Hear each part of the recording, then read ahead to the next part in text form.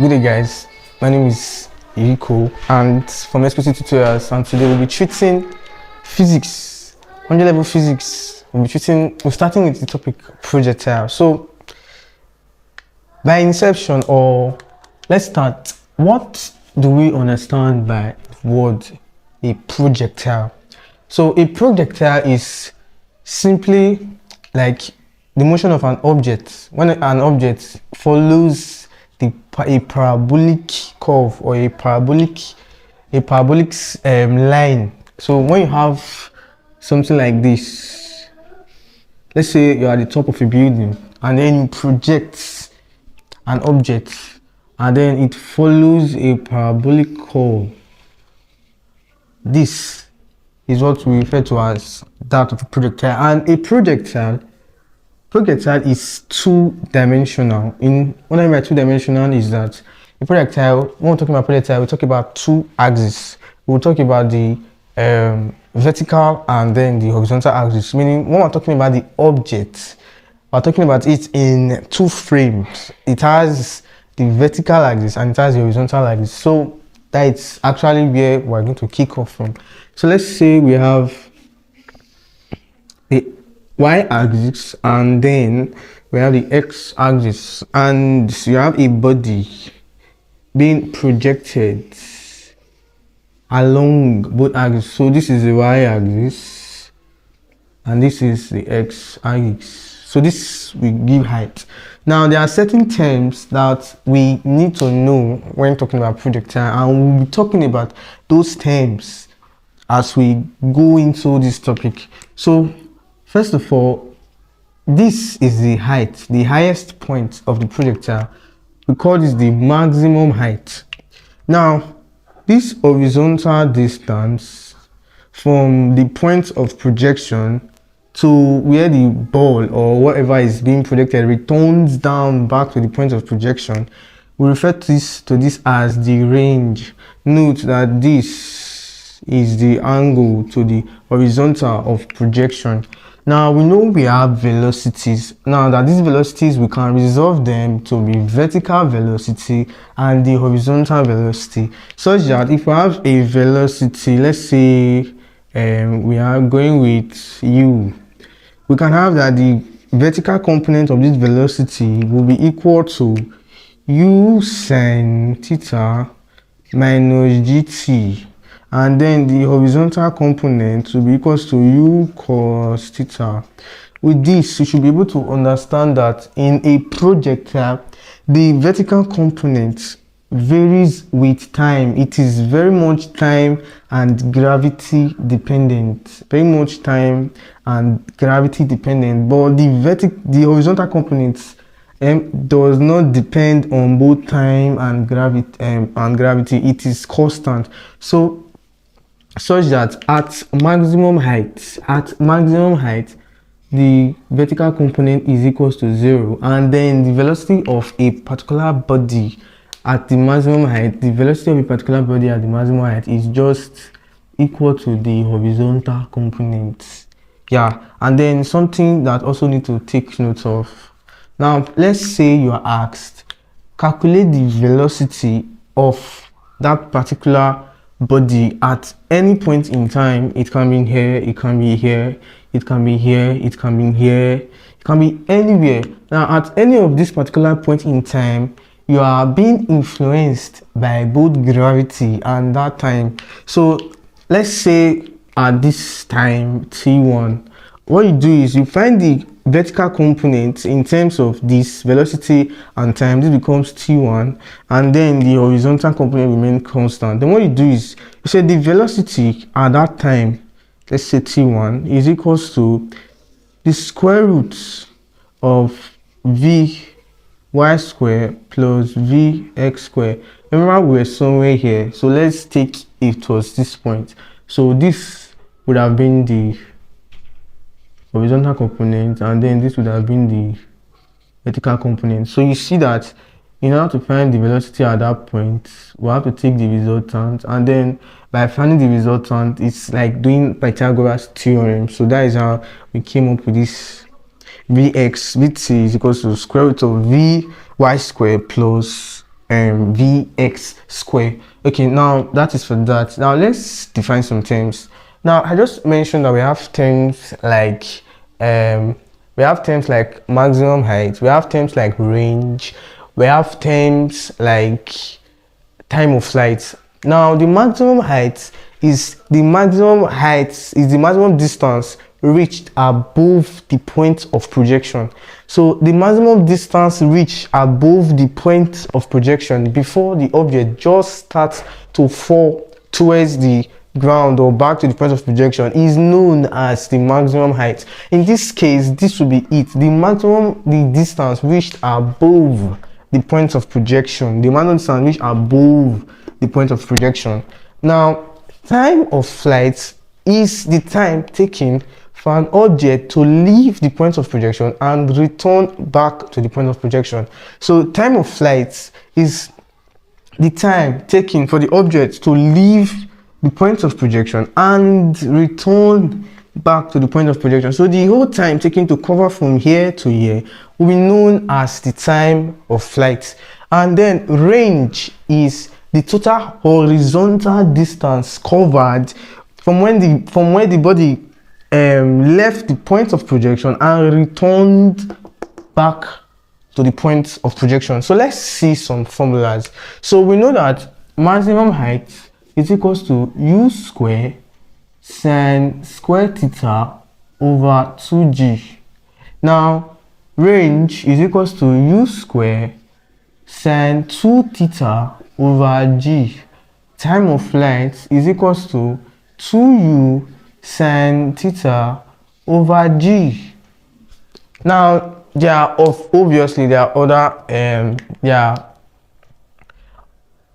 other formulas apart from this, and we'll also take a look at the general projectile equation too.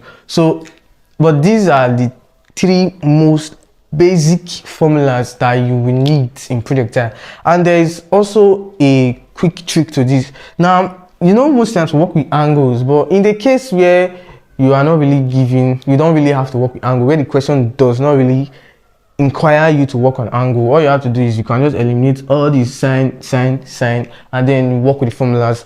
Then there's something you need to know too, that at a body we cover maximum range when theta is equal to 45 degrees.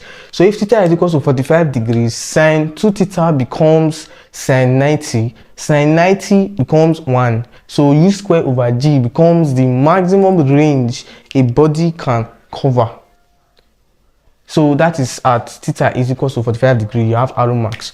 So you have arrow max is equal to u square over 2g at theta is equal to 45 degrees. So this becomes that for maximum range. Now we'll be talking projectile. We're still talking projectile. Now what is the general formula or general equation for this projectile? Now the general formula for this projectile, let's just read up here. General formula for this projectile, you have y is equals to x tan theta minus gx square over 2u square cos square theta. So this becomes our general projectile equation. Now you can see y and we have x. There are cases where y is negative, there are cases where there are cases where y can either be positive or negative. We deal with that. So let's start taking some problems. Let's start solving some problems. We'll start from simple problems. So let's say we have a question. A tennis served horizontally by a player with a velocity of 25 meters per second strike the ground 20 meters from the point vertically below that of the projection.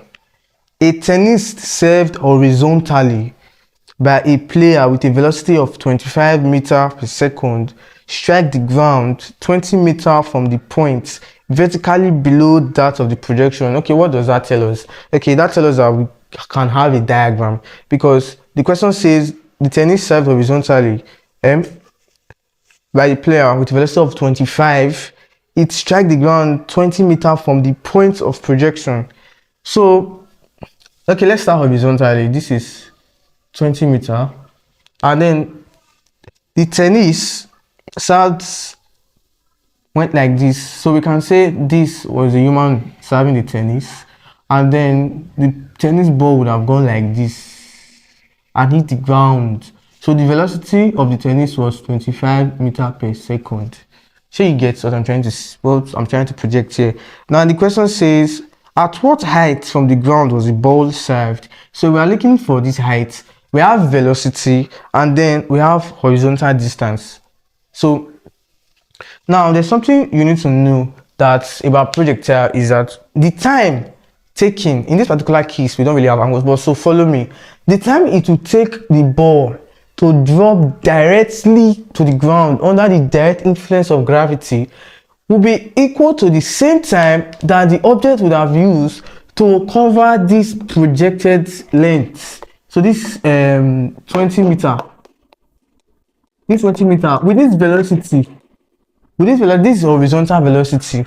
But if we're talking vertically, the initial initial velocity will be 0. If we're talking vertically, if the object was to be falling vertically downwards, the initial velocity will be 0. But if the object is projected, now the velocity of that projection is 25 meters per second. So follow me. Now what you have is, for this 25 meters per second, all we have to do is to calculate time. We just need to calculate the time it took the object to cover this distance. Now, and we know Vx, velocity is equal to what? Distance all over what? Time. Velocity is equal to distance over time. So that will be 20. Velocity is equal to distance over time. So distance over time. We are looking for time. So time is equal to distance over velocity is equal to 20 over 25. That will be 4 over 5. That will be equals to 0.8 seconds. So it took the body 0.8 seconds to cover this 20 meter horizontally. So now we use this time to calculate this height, because certainly we know that from equation under gravity, we know that h is equals to 1 over 2 gt square. Or actually, let's go full.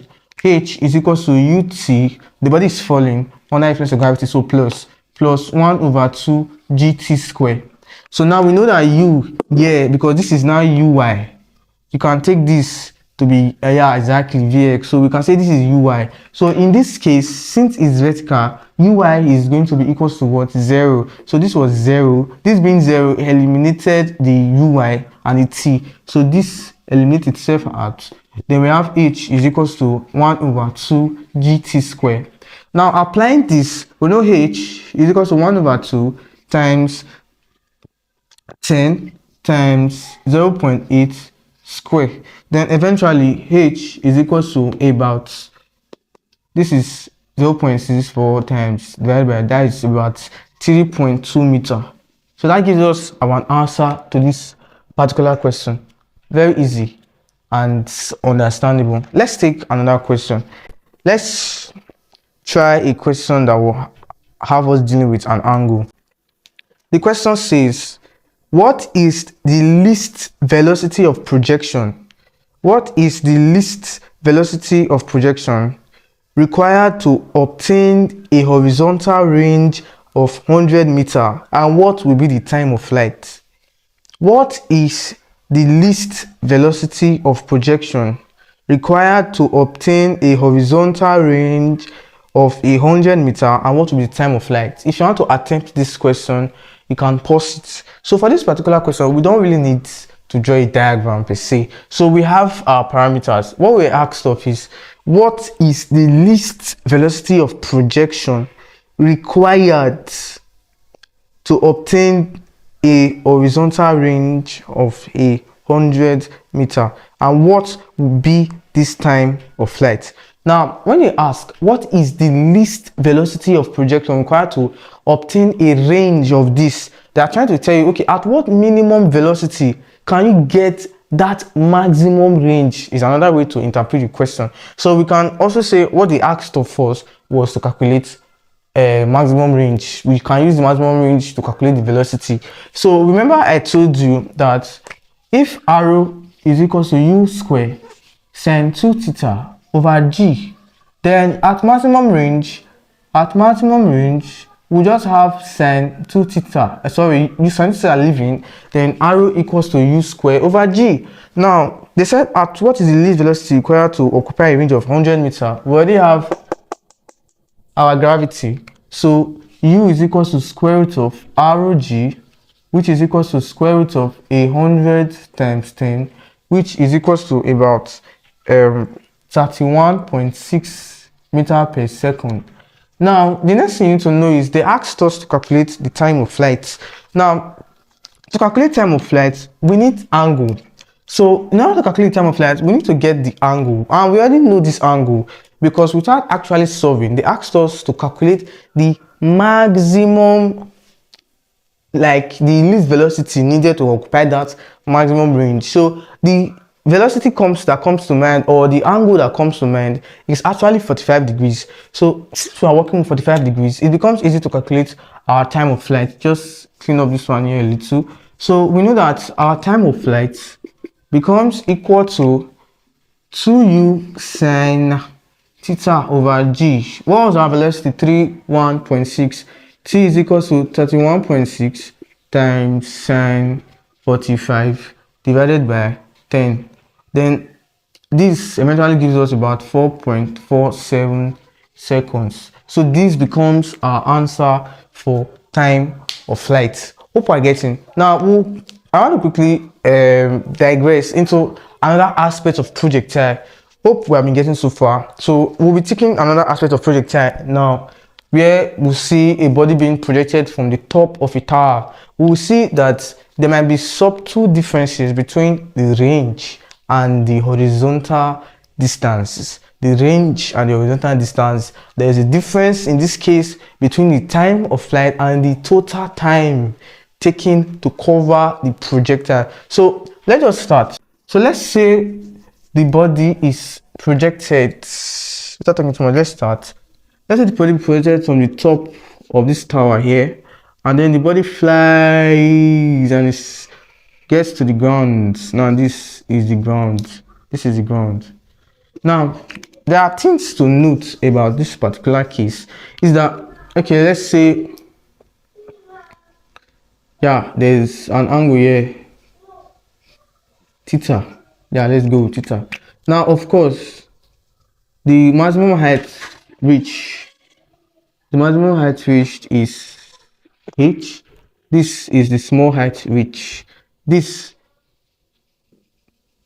is actually the range. From here to here is the range, but from here to this point is the total horizontal distance. Okay, from here to here is the total horizontal distance. Okay, now there's something you need to know is that for this particular case, now we have the maximum height, the height of the tower. We have the height of the tower, we have the range, and we have the total horizontal distance.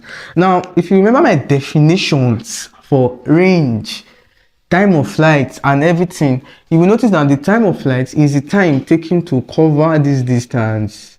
Time of flight is the time taken to cover this distance, because I remember saying time of flight is the time the body takes to cover the distance from when it leaves the point of projection and returns to the point of projection. So what happens to this time? Yeah, it's added to it, then that makes this total time the time taken to in air. So now let's solve. Now let's say we were asked to provide formulas. We were asked to provide formulas for time of flight, and we have to provide formulas for total time spent in air.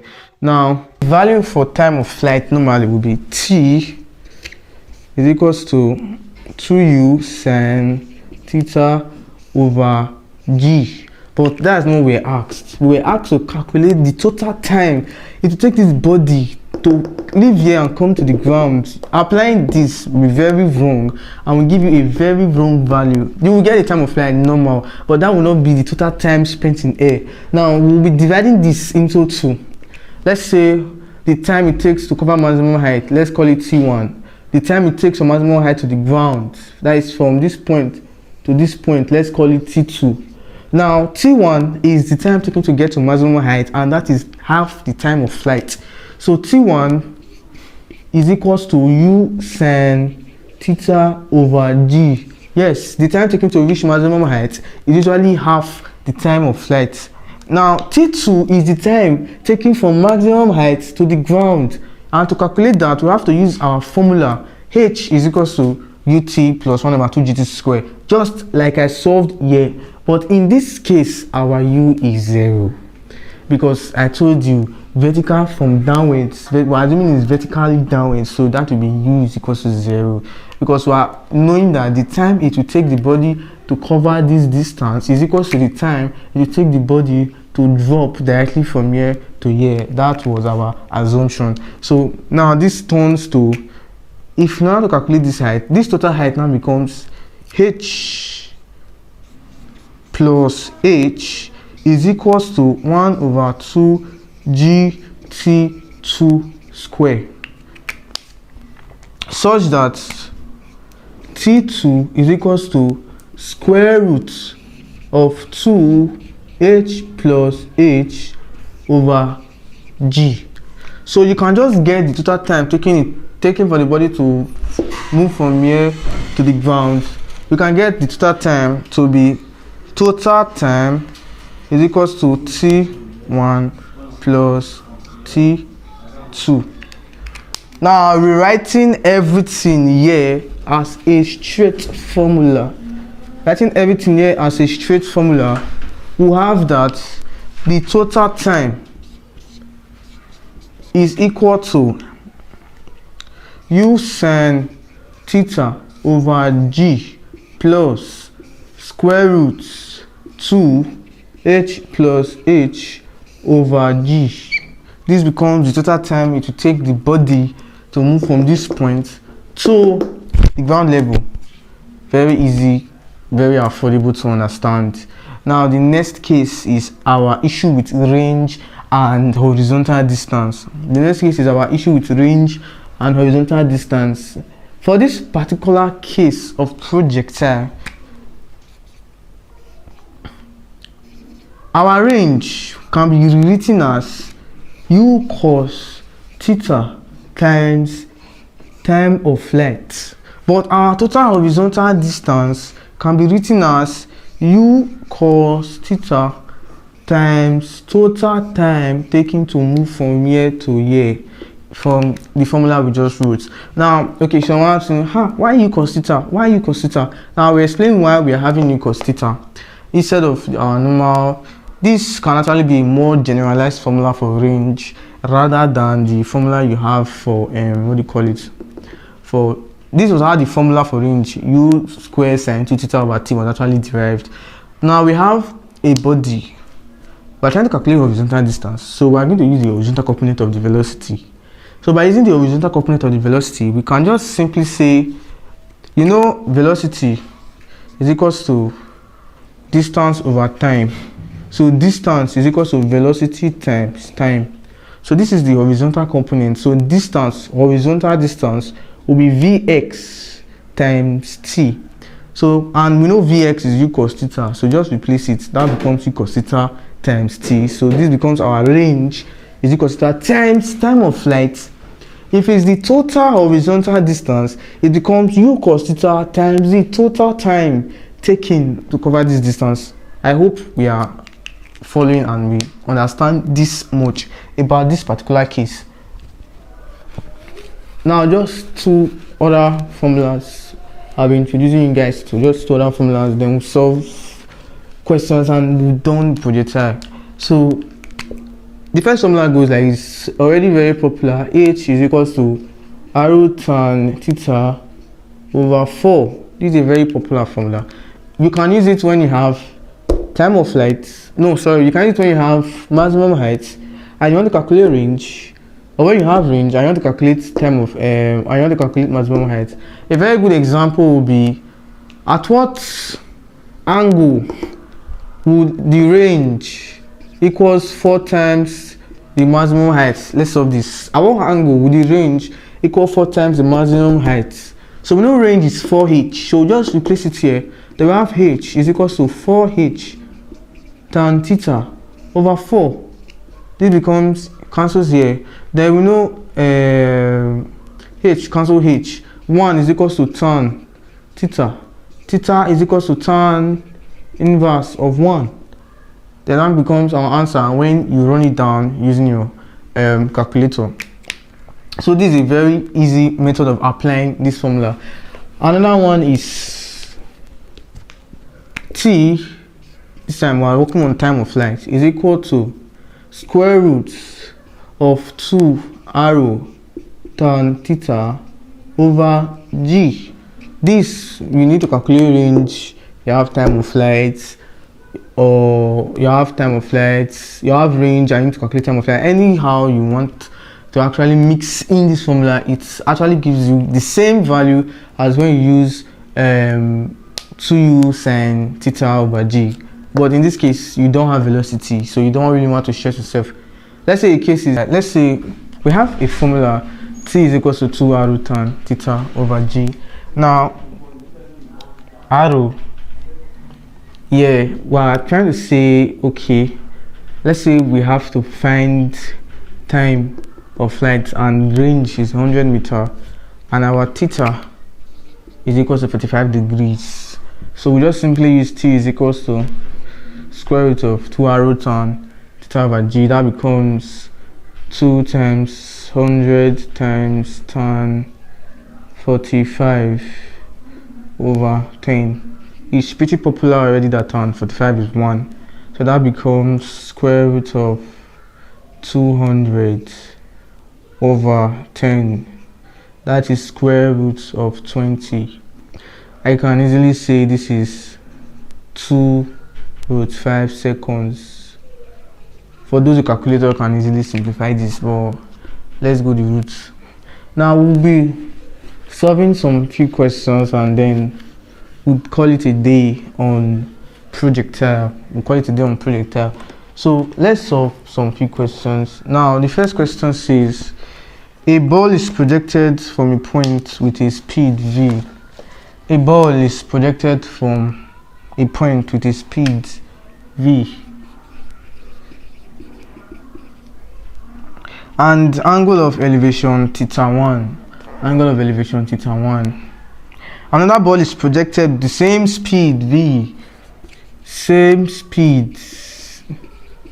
and the angle of elevation, okay, but with an angle of elevation theta 2, where tan theta 2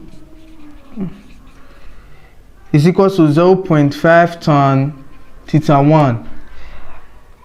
They said what we're asked to calculate is, they said if the range of r1 ratio r2 is equals to 8:5, we're asked to calculate h1 ratio h2.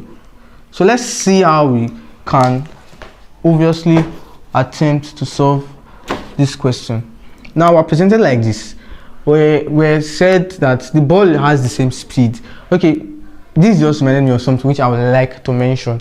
Now when you project a body with the same speed, now if you project them at complementary angles to each other, they will cover the same range. So let's say I project a body with velocity v, but then I project it at 60 degrees.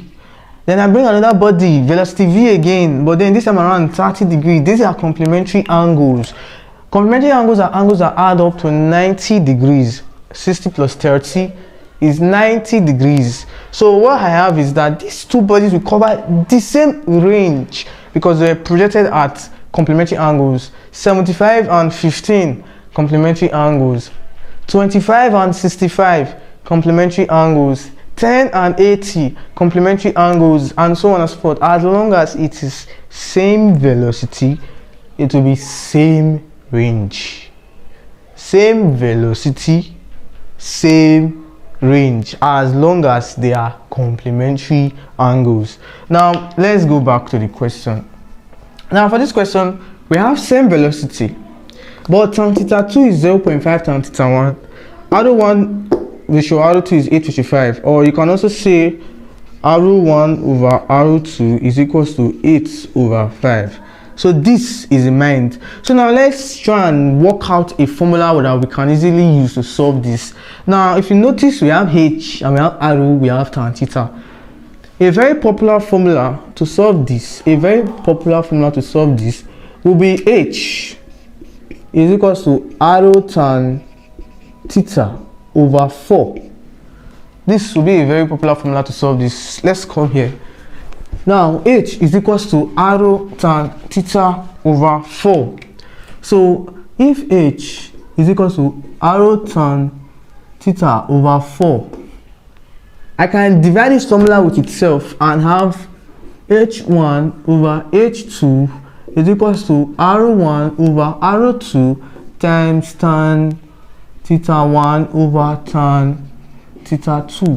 This is the relationship we will use in solving this question. Tan theta 2 is 0.5 tan theta 1. Impute it. So H1 over H2 is equals to R1 over R2 is 8/5. 8/5 times, don't forget that tan theta 2 is 0.5 tan theta 1, or you can also say tan theta 2 is equals to 1/2 tan theta 1.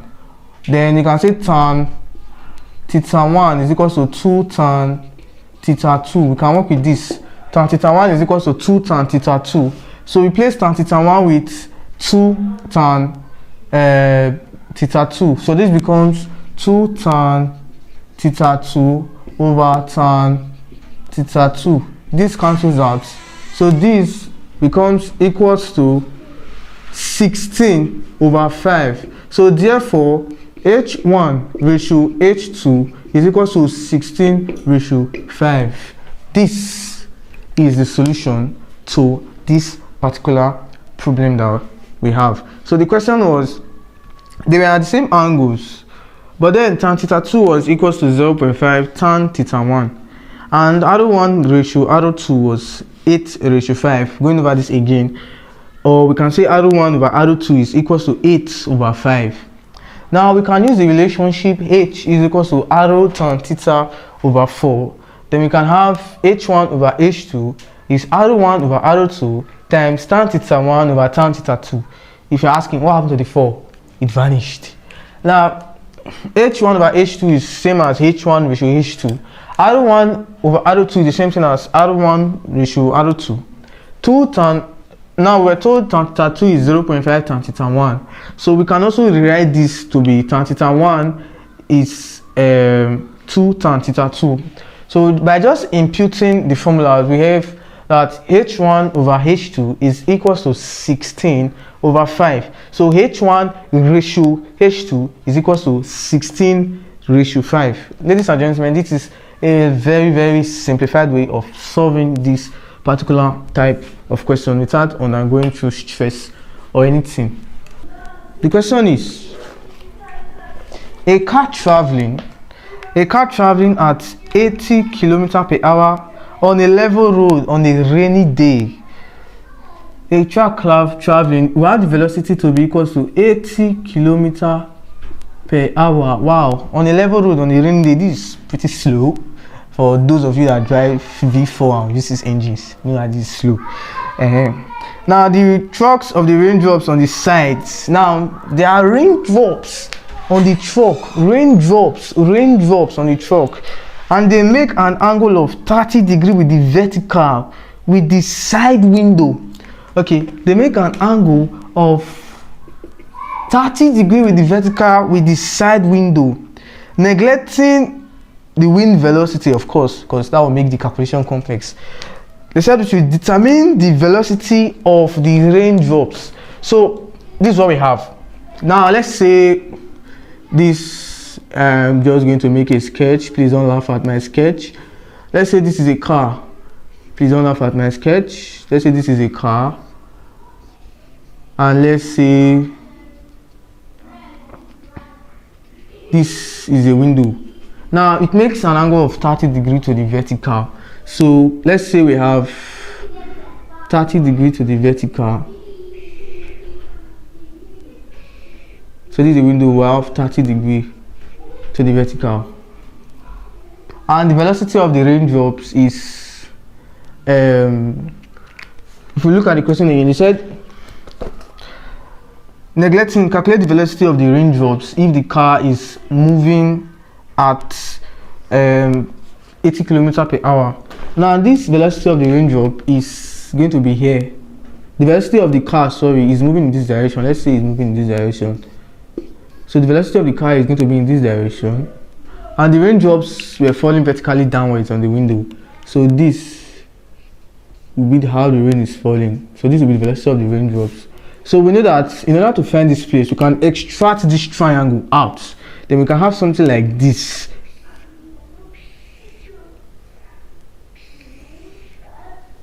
(80 kilometers per hour). Then we have V. And then we have 30 degrees vertical. We can simply use tan theta is equals to opposite over adjacent. So tan 30 is equals to opposite 80 over velocity of the raindrops V, such that V is equals to 80 divided by tan 30 degree. Now we know that tan 30 is equals to 1 over root 3, which is equals to root 3 over 3. So that would be 80 times 3 over root 3, which is equals to 240 over root 3. You can use a calculator to calculate this. This can turn to 240 times root 3 over 3, which is approximately going to be 80 root 3. So we can use a calculator and get your final answer, or just leave it like this. So this becomes the velocity of the raindrops. So basically this is an all in all of what you basically need under projectile, right from how to calculate velocity at a particular time to down to how to know the difference between your maximum range, your range, and your total horizontal distance, how to know when to use each formula. So these are just ways that you can calculate stuffs like this. Yeah, so we have had a rundown of projectile. If you have any other question, please feel free to drop your question in the comment section. We'll do our very much best to solve as much as we can solve. Till later, this remains Exquisite tutorial. Thank you very much for listening.